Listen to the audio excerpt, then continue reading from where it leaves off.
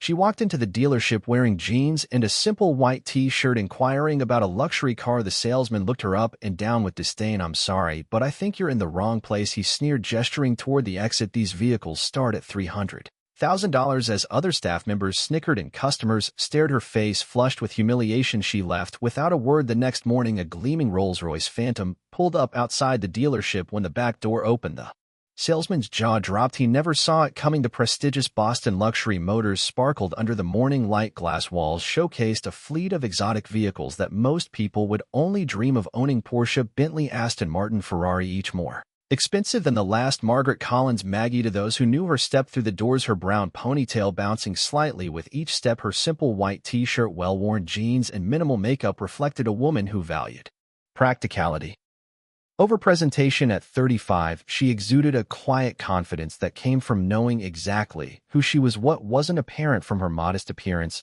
was that Maggie was the founder and driving force behind the Collins Foundation for Children with Disabilities, an organization that had transformed thousands of young lives. Years before meeting her now husband, she had built the foundation from nothing, pouring her heart and education in special needs development into creating real change. As she entered the showroom, her eyes immediately fell on a sleek midnight blue coupe perfect for her sister's 40th birthday. Caroline had always dreamed of owning a luxury car, and after beating breast cancer last year, Maggie wanted to give her something truly special. She could easily afford it. Her foundation success and personal investments had made her comfortable in her own right, though few knew that across the showroom, Blake Thompson adjusted his blue tie and straightened his navy suit jacket. As sales manager, he prided himself on being able to spot serious buyers instantly. At the sight of Maggie and her casual clothes, he smirked and nodded to his colleagues. This would be amusing. "Good morning." Maggie smiled at a young salesman named Daniel who approached her. "Welcome to Boston Luxury Motors. I'm Daniel. Is there something specific you're interested in today?" Before Maggie could respond, Blake smoothly intercepted. "I'll handle this, Daniel," he said, then turned to Maggie with a practiced smile that didn't reach his eyes. "Looking for directions, ma'am?" And just like that, Maggie's day at the dealership began, a day that would change perspectives for everyone involved. "Actually," Maggie replied pleasantly, "I'm interested in that midnight blue coupe." She pointed to the $285,000 vehicle displayed on the elevated platform. Blake Thompson's smile tightened. He seen this before: people wandering in to daydream about cars they could never afford, with end-of-Monin quotas looming and 3 serious buyers expected. That afternoon, he had no time for fantasies. "That's the limited edition Azure. Only 15 were made this year," he said, emphasizing each word as if speaking to a child. "Perhaps I could direct you to our used car division. They're in a separate building about 3 blocks east." Maggie noticed how his eyes darted over her simple clothing, lingering on her scuffed sneakers. She was accustomed to such judgments. Most people had no idea she deliberately chose this way of living, finding freedom and simplicity despite having access to immense wealth. "I'd really like to learn more about this one," she persisted politely. "Is it possible to see the interior?" Blake's expression soured behind him. 2 salesmen exchanged knowing glances. "The Azure is by appointment only," he lied smoothly. "Our serious clients typically schedule private viewings." Just then, a couple dressed in designer clothing entered. Blake's demeanor transformed instantly. "Please excuse me," he said to Maggie without actually looking at her. "Why don't you take a brochure? Daniel can help you with that." He strode toward the couple, arms outstretched. "And welcome, Mr. and Mrs. Harrington. Wonderful to see you again." Daniel, the younger salesman, approached Maggie with an apologetic smile. He couldn't be more than 25, and his suit seemed a size too large. "I'm sorry about that," he said quietly. "Would you like me to tell you about the Azure?" "I would, thank you," Maggie replied as Daniel enthusiastically described the vehicle's features. Maggie noticed Blake leading the well-dressed couple directly to the Azure. He opened the door with flourish, inviting Mrs. Harrington to sit inside the same car he'd claimed was appointment only. "That's quite all right," Maggie assured the now uncomfortable Daniel. "I understand how these things work across the showroom." Blake was performing his well-rehearsed sales routine. "This particular model has a waiting list of 8 months, but I've set aside one for special clients." Mrs. Harrington ran her hand along the leather interior. "It's exquisite, but I'm not sure about the color." "We could certainly discuss custom options," Blake assured her. Maggie approached quietly, standing just within earshot. "Excuse me," she said, "I was hoping to inquire about purchasing this model." Blake's face reneged. "As I mentioned earlier, This vehicle is being shown to these customers, he said with barely contained irritation. Perhaps you could come back another time, or as I suggested, check our used car options. The couple looked uncomfortably between Blake and Maggie. I'm specifically interested in this car, Maggie stated calmly. For my sister's birthday next month. Blake stepped away from the Harringtons, lowering his voice. Look, I understand people like to dream, but this is a place of business. That vehicle will cost more than most homes. Now I've been patient, but you're interrupting a legitimate sale. Several nearby customers had stopped to watch the uncomfortable exchange. Daniel hovered anxiously at the periphery. I'm prepared to make a cash purchase today, Maggie said, maintaining her composure. That was when Blake's professional veneer completely cracked. He laughed, a short, harsh sound that echoed across the showroom floor. Several heads turned. A cash purchase, really? His voice was louder now, designed to humiliate. This isn't a yard sale. We're talking about $250,000. People who can afford these cars don't dress like. He gestured dismissively at her outfit. That Maggie felt her cheeks flush, not from embarrassment, but from a slow building anger. Not for herself, she'd experienced such treatment before, but for anyone who had ever been judged by their appearance. I believe my money is as good as anyone else's, she said quietly. Blake stepped closer, towering over her. Let me be clear,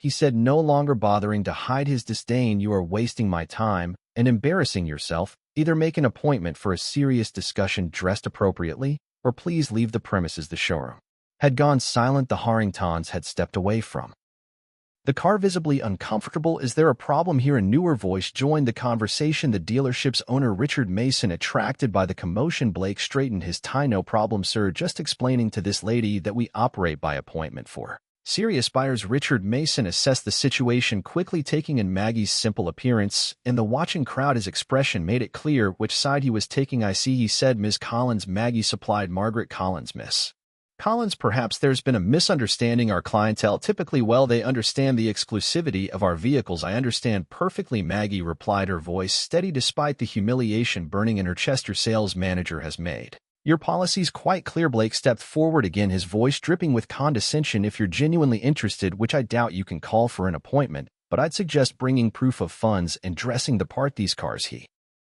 gestured around the showroom, are for a certain class of people. A murmur rippled through the onlookers. Someone snickered. Maggie looked around at the judging faces, at Blake's smug expression, at the owner's tacit approval of his employees' behavior. She'd faced discrimination before, but rarely so blatantly, so publicly. I see, she said simply, with dignity intact but spirits bruised. She turned and walked toward the exit. Behind her, she heard Blake's voice, not quite quiet enough. Some people just don't know their place. As she pushed through the glass doors into the morning sunlight, Maggie pulled out her phone. The humiliation stung, but a small, resolute smile formed on her lips as she dialed. The Collins estate sat on 5 quiet acres outside Boston, its understated elegance revealing nothing of the billions behind its ownership. Alexander Collins preferred it that way. At 41, the tech visionary had revolutionized renewable energy storage technology, building a fortune while maintaining a deliberately low profile. When Maggie entered his home office, Alexander looked up from his desk, immediately setting aside his work. 15 years of marriage had taught him to read her expressions with precision. Something was wrong. What happened? He asked, moving around the desk to meet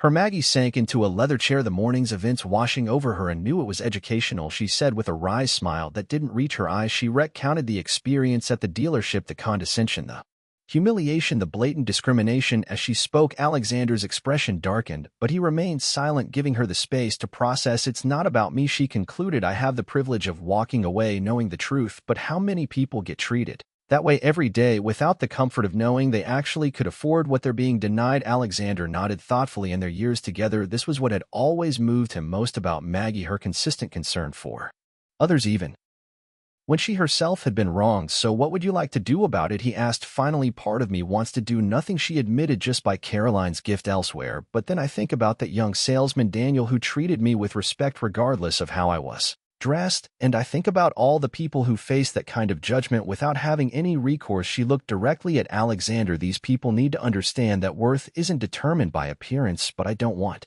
vengeance, I want awareness. Alexander nodded slowly, a plan forming. I think I might have an idea that accomplishes both. Nothing too dramatic, Maggie warned, knowing her husband's protective instincts. No buying the dealership and firing everyone. Alexander laughed. Nothing so cliché, but maybe. He leaned forward, eyes twinkling. A little education is in order. Together they crafted a plan, not for revenge, but for enlightenment, something that might change perspectives more effectively than simple retribution. R. You sure you don't want to come along? Alexander asked when they'd finalized the details. Maggie shook her head. This isn't about me needing to witness their comeuppance. It's about them learning to see beyond appearances. She paused, then added with a smile, but I expect a full report. As evening settled over their home, Alexander made several phone calls, setting things in motion for the following morning. Tomorrow would bring a powerful lesson in humility and the danger of assumptions, not just for Blake Thompson, but for everyone at Boston Luxury Motors. If you're enjoying this story, hit that subscribe button and join our community of story lovers. Now, let's get back to see what happens next. The following morning arrived with picture-perfect weather. Blake Thompson entered Boston Luxury Motors with a SONFID stride straightening his signature blue tie. Yesterday's incident with the underdressed woman had become an amusing anecdote he shared over drinks with colleagues. Another delusional dreamer thinking she belonged in the world of luxury. The showroom gleamed under carefully positioned lights, exotic cars arranged strategically to maximize their allure. Blake had just finished the morning staff meeting, emphasizing the importance of qualifying customers properly. Remember, he'd instructed the sales team, our time is valuable. We cater to a specific clientele. It's not elitism, it's efficiency. Daniel, the young salesman, had remained quiet during the meeting, his discomfort evident. Blake made a mental note to have a word with him about proper customer assessment at precisely 10:17 a.m. The distinctive purr of an exceptional engine drew attention outside. Through the floor-to-ceiling windows, a vehicle unlike any other glided to a stop directly in front of the main entrance. Conversations halted mid-sentence. Even Blake, typically unimpressed by luxury vehicles given his daily proximity to them, felt his pulse quicken. A Rolls-Royce Phantom extended wheelbase, but not just any Phantom. This was a custom model with a unique midnight blue finish that seemed to shift colors in the sunlight. Conservative estimates would place its value north of $1.2 million. Is that Richard Mason, the owner, had emerged from his office, drawn by the sudden silence. The spoke Phantom, Blake confirmed, already moving toward the entrance. Extremely rare configuration. A uniformed chauffeur exited the Rolls-Royce and walked around to opened the rear passenger door with white-glove precision. From the vehicle emerged a man of commanding presence, tall, impeccably dressed in a tailored suit that whispered rather than shouted its five-fig price tag. His salt and pepper hair was perfectly groomed, his posture effortlessly authoritative. Blake's salesman instincts kicked into overdrive. This was beyond a good prospect. This was the kind of client dealerships competed for, the kind whose purchases included not just one vehicle but potentially an ongoing relationship worth millions. Good morning, sir. Welcome to Boston Luxury Motors, Blake called out, intercepting the distinguished visitor before any other salesperson could approach. Blake Thompson, sales manager. It's an absolute pleasure to have you with us today. The man regarded Ed Blake with an unreadable expression, then offered a polite smile that didn't quite reach his eyes. Alexander Collins, he replied, simply offering a firm handshake. Blake's mind raced. The name sounded vaguely familiar, but he couldn't immediately place it. Regardless, the Rolls-Royce spoke volumes about the man's financial status. Mr. Collins, it's truly an honor. What brings you to our humble establishment today? Perhaps I could show you our newest arrivals. We just received a limited edition. Alexander raised a hand, slightly halting Blake's practiced pitch. Actually, I'm here about a specific vehicle, the Azure Coupe Midnight Blue. Blake's smile broadened. Excellent choice, sir. One of only 15 produced this year. I'd be delighted to show you. It's actually right over. I know where it is. Alexander interrupted smoothly. My wife was here yesterday, expressing interest in it. Blake's customer service smile remained fixed, though confusion flickered in his eyes. Your wife? I don't recall. Perhaps one of my colleagues assisted her. Alexander's expression cooled noticeably. No, Mr. Thompson, you assisted her, or rather you refused to assist her. Margaret Collins. She was wearing jeans and a white t-shirt. You suggested she might be more comfortable looking at used cars. The blood drained from Blake's face as realization dawned behind him. He heard a small gasp from Daniel, who had been hovering nearby. Mr. Collins, Blake stammered, his usual smooth delivery abandoning him. There must be some misunderstanding. We welcome all customers here. By now, Richard Mason had approached, sensing a situation developing. Is everything all right, Blake? Alexander turned his attention to the owner. Mr. Mason, I presume. Richard Mason. Yes, indeed. Welcome to Boston Luxury Motors. Thank you. I was just explaining to Mr. Thompson that my wife visited yesterday, interested in purchasing the Azure Coupe as a gift for her sister. She was, however, treated in a manner that I find troubling. Richard's expression shifted rapidly from welcoming to concerned. I'm sorry to hear that. I believe I was briefly involved in a conversation, but I wasn't aware of all the details. Alexander nodded thoughtfully. The details include your sales manager here, suggesting that people like her don't belong in an establishment like this based solely on her casual attire. By now, a small crowd had gathered, other salespeople, support staff, and even a few early customers. The showroom had gone completely silent. Mr. Collins. Blake began, desperation creeping into his voice. If there was any misunderstanding, it wasn't a misunderstanding. Daniel suddenly spoke up. All eyes turned to the young salesman, who looked surprised at his own courage. Miss Collins was treated poorly. She was polite and specific about her interest in the Azure, and she was dismissed repeatedly based on her appearance. Blake shot Daniel a withering look, but the damage was done. Alexander turned back to Richard. Mason, you know, it's interesting. My wife founded and runs the Collins Foundation for Children with Disabilities. It's been her life's work since before I met her. She's raised over $50 million for specialized medical equipment and educational programs. He paused, letting this sink in. Maggie chooses to dress simply because she believes in living modestly despite our means. She finds it keeps her connected to the family she helps. It's one of the countless reasons I love her. Richard Mason had gone pale. Mr. Collins, I assure you this does not reflect the values of our dealership. We pride ourselves on actions speak louder than mission statements. Mr. Mason. Alexander interrupted firmly. Now regarding the Azure, I'm not here to purchase just one vehicle. Blake perked up slightly at this, a glimmer of professional hope breaking through his distress. I was planning to purchase the Azure for my wife's sister, as Maggie intended, but I was also considering a fleet replacement for our corporate vehicles, 7 in total, and my personal collection could use updating as well. Mason's eyes widened. A sale of that magnitude would make their quarterly targets in a single transaction. However, Alexander continued, I find myself questioning whether this is the right establishment for such a scientific investment. The silence in the showroom was absolute. Blake looked physically ill. Mr. Collins. Richard began desperately, I cannot apologize enough for this unfortunate incident. I assure you this is not how we conduct business. Please allow us to make this right.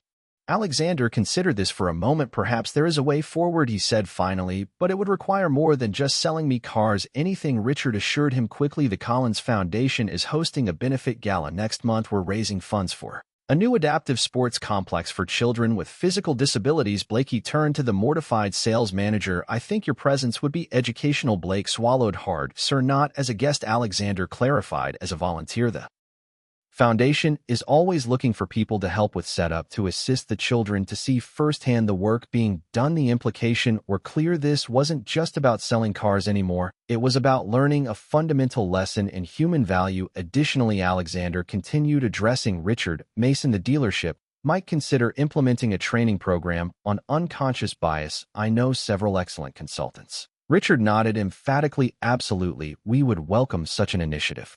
As for the vehicles, Alexander turned to Daniel, the young salesman, who had spoken up. I'd like you to handle all of the paperwork, starting with the Azure for my sister-in-law. Daniel's eyes widened. Me, I thank you, sir. I'd be honored. Good, Alexander said with finality. Now shall we discuss the specify